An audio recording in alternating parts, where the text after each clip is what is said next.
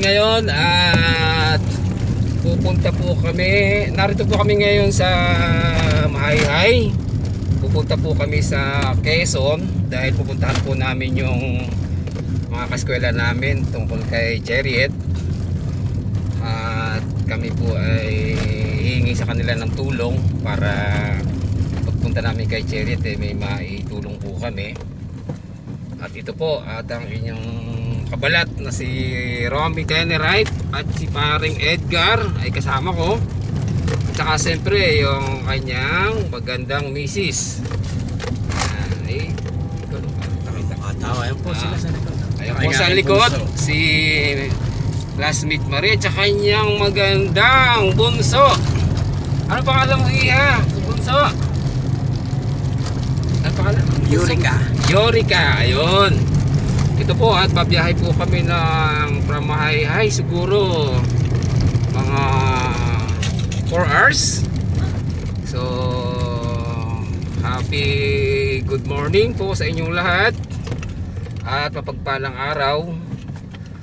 Ayun ho, at sana po ay huwag kayong magsawang manood sa aking small YouTube channel. So yun lang po yung update ko at pagka po kami malapit na ron, tuloy po natin yung pagbablog. Sana ano, Sabi ko sana yung mga ating lalapitan doon ay mapadalan tayo kahit konti yung bukal sa loob nila.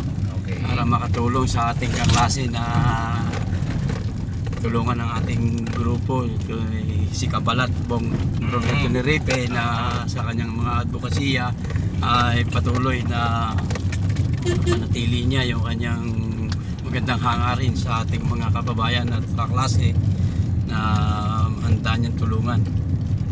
At kasama na rin po ng inyong panalangin at mga bigay na kaunti ating pong pagsamasamahin ay marami na rin po yun. Kaya po marami po salamat hanggang sa muli po. Yun. Bigay po ng mensahe si classmate Edgar na akin pong kasama nung first vlog. So thank you so very much paring Edgar kasi very supportive ka. At saka si Maring Marie, yung anak niya kasama po namin ngayon. So sana po yung kami maayos na makarating sa aming paroroonan sa Quezon. At hangad ko lamang namin na maipaabot sa mga kaklase namin yung sitwasyon ni Chariot.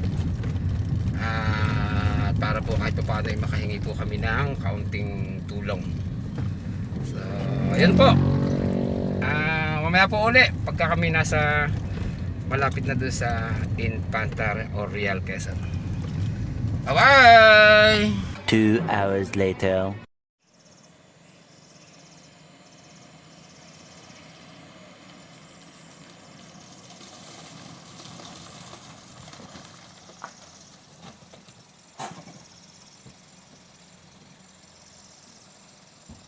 Magandang araw mga kabalat. Narito po tayo sa Quezon at pupuntahan po natin yung mga kaklase ko na klase namin na regarding kay Chariot. So para po makahingi ng kaunting tulong at dadalhin ko po sa kay Chariot. Ayun po at narito po tayo sa parting Real. So napakaganda po ng tanawin. Talagang ito, kabundukan po siya pero ang ganda po ng daanan. So pagdating po namin sa kaskwela namin sa Real, so doon po ulit tayo magkita-kita. Samahan niyo po ako sa aking paglalakbay doon.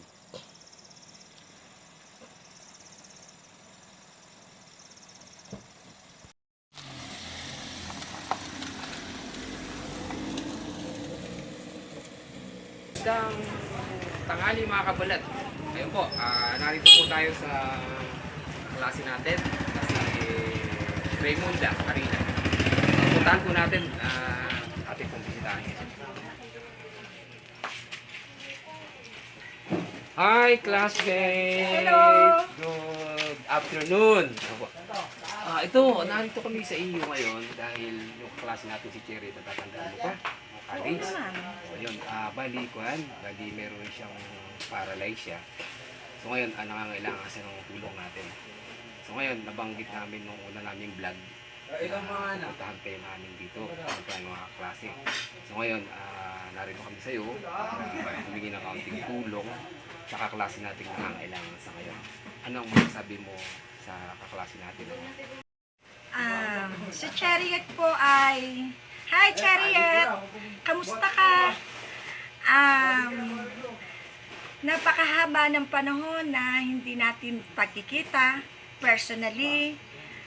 Sa mga message, wala naman akong natatanggap sa'yo. Nalulungkot ako sa mga nakakarating sa akin ngayon na nagkaroon ka ng ganyang karamdaman. Masyado akong 28 years tayong hindi nakita mula nang graduate tayo sa Siniloan. Nakakalungkot na sobra. Pero sadyang ganon yung mga nangyayari sa buhay natin, hindi natin inaasahan. Medyo naging busy ako sa lahat ng bagay, kaya hindi ako aware sa iba nating mga kaklase. Medyo na-focus ako sa aking pagninegosyo. Ito, may konti akong grocery na sumusuporta din naman sa aming pang-araw-araw na pangangailangan. Ganun pa man, ay narito naman ako bilang kaklase mo, kaibigan, para makapagpaabot ako sa iyo ng kaunting tulong. Yung sa kakayanan ko lang na maitulong sa iyo ay gagawa ako ng paraan para matulungan ka. Sa mga kaklase natin nung college pa tayo, naririto ako, kumakatok sa inyong mga puso na sana kung meron tayong kakayanan na tumulong para sa kanya, ay maging bukas sana yung ating mga puso para sa kanya. Ito naman ay buka lang sa inyong kakayanan, dahil alam ko naman na may kanya-kanya na tayong pamilya, may mga kanya-kanya tayong pagsubok na dumarating. Pero sa sitwasyon naman ni Chariot, nakakalungkot kasi wala naman siyang kakayanang maghanap buhay. Tapos nalaman ko na siya naman pala ay hindi nagkaroon ng partner sa buhay para mag-alaga sa kanya. Yun po mga kabalat, at narinig po natin yung mensahe ni Classmate Raymunda. So sa kanyang mga generous na mensahe para sa classmate natin si Chariot na may nangangailangan natin pong tulong. So ayan, maraming salamat Classmate Raymunda, dahil sa bagamat ikaw ay napaka-busy, ay nagawa mo pa rin kaming entertain at magbigay ng financial support kay Chariot. So ayun po mga kabalat, kung sino mo po yung mga naninirahan dito sa Real Quezon, mga kalugnog lugar na kalapit po dito, ito po yung tindahan ng aking classmate na si Munda Store. Welcome po kayo rito, punta po kayo rito po kayo mamili sa kanyang store at affordable price, fresh product, at mabait po yung may-ari at entertainer pa. Yan po.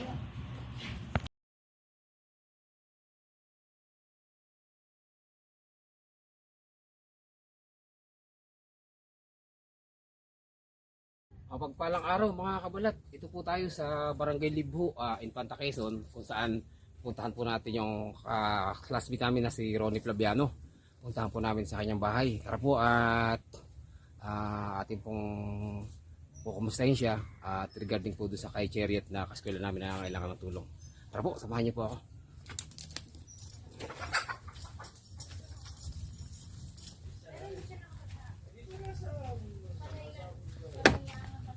Hello, tao po. Dito po ba ang bahay ni Sir Ronnie Flaviano?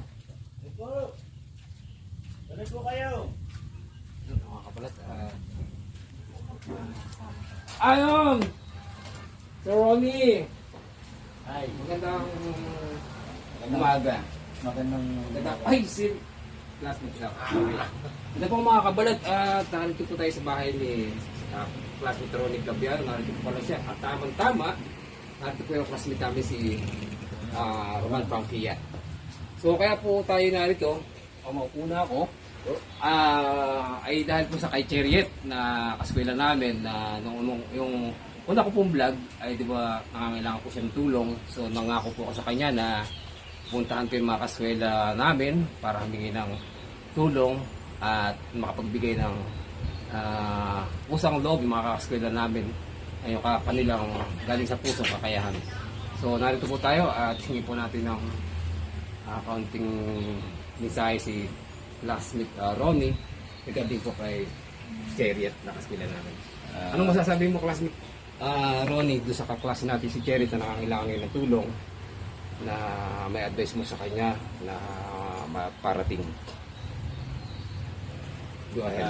Sa ngayon ay sana nasa mabuting kalagayan na kapit lang. Hindi naman din natatapos ang lahat. Kung ito man ay nagkaroon ng kamdaman, laban lang. Dahil ang buhay ay hindi doon natatapos. Mga pagsubok lang yan. At narito kami mga klase mo na siguro daan na rin dito si Parimbong, si Kabalat na marating yung bawat kaklase natin na yung damdamin bilang magkakaklase ay naroon pa rin. At siguro ako kung sa akin ang konting tulong lang kaya kong magawa bilang isang kaklase na siguro magbibigay din ako ng konting tulong, classmate. At sabi nga ay pagpasensyahan na kung ano yung aking makakayanan. At sana ay makarating sa iyo. At sigurado ko naman yun dahil sa mga taong nagmamalasakit at nagmamahal sa atin. At siguro yun lang, ang akin lang ay magpagaling ka, laban lang, yun. Kapit lang sa kay God.